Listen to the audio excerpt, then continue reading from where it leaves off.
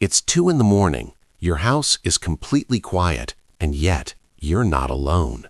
Because right next to you, pressed against your leg, curled into your side, or somehow taking up more space than physically possible, is your dog, sleeping peacefully. Like this is exactly where they belong. Most people don't think much about this. They assume it's about comfort, maybe warmth, maybe habit, maybe your dog is just a little clingy. But here's the problem. That explanation is way too simple, because what your dog is actually doing in that moment is one of the deepest psychological signals they can give you, and most owners completely miss it. Let's start with the obvious theory. Warmth. You're warm. Your bed is soft, so your dog joins you. Simple. But here's the question nobody asks. If warmth was the only reason, why doesn't your dog just sleep anywhere warm? The couch, their bed, a sunny spot, a blanket on the floor. They have options.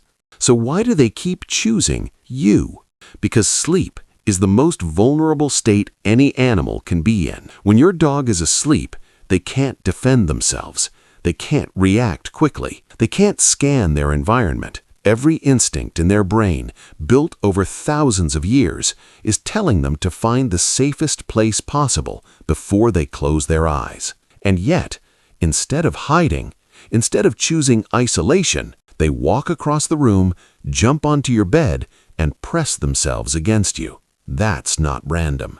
That's a decision. And this is where it gets interesting, because in psychology, there's something called attachment theory. It's usually used to describe the bond between a child and a parent, the need for safety, closeness, protection, and researchers have found that dogs form this exact same type of bond with humans. Not similar, not close, almost identical. Which means when your dog chooses to sleep next to you, they're not just looking for comfort. They're choosing their safe place, their secure base, the one presence in their world that makes them feel protected, even when they're completely defenseless. But here's where it gets even deeper, because this isn't just psychological, it's chemical. There's a neurochemical called oxytocin, often called the bonding hormone. It's released when you feel connected to someone, trusted, safe. It's the same chemical involved when a mother holds her child, or when two people form a strong emotional bond.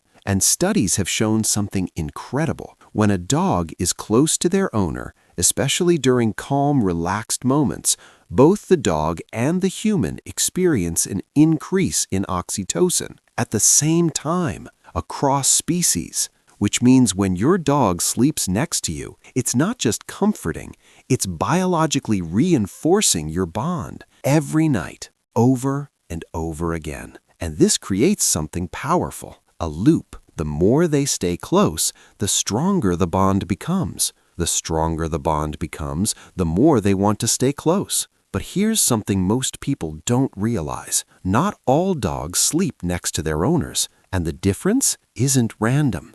Dogs that choose to sleep close, especially touching you, tend to have a stronger attachment style, more trust, more emotional dependence, more connection, while dogs that sleep further away or prefer their own space aren't necessarily less loving. They're just expressing it differently, more independent, less physically attached. But here's the part that gets overlooked. Because sometimes sleeping close isn't just about attachment, it's about protection.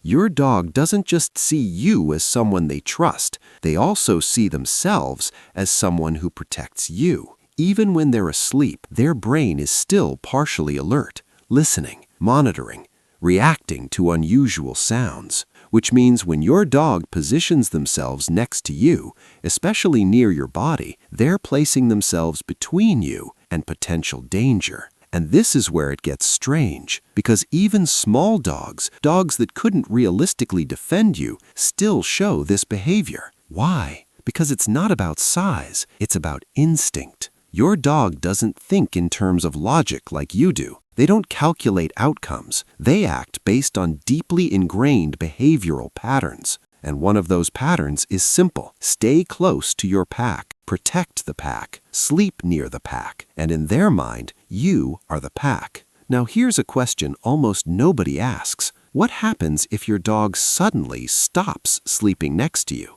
If this behavior has been consistent for months or years, and then one day it changes, that's not something to ignore, because dogs are creatures of habit. When a deeply established routine disappears, there's always a reason. Sometimes it's environmental, a new person, a new pet, a change in your schedule, something that disrupted their sense of normal. But sometimes it's physical. Veterinary behavior studies have shown that changes in sleeping location can be one of the earliest signs of discomfort or pain. If jumping onto the bed becomes harder, your dog might not try anymore. If lying close becomes uncomfortable, they might move away. And in older dogs, changes in sleep patterns can signal cognitive decline, confusion, restlessness, disorientation. So if the behavior changes, pay attention, because your dog doesn't have language. Behavior is how they communicate. Now let's bring this back to you. The next time your dog curls up beside you, takes your space,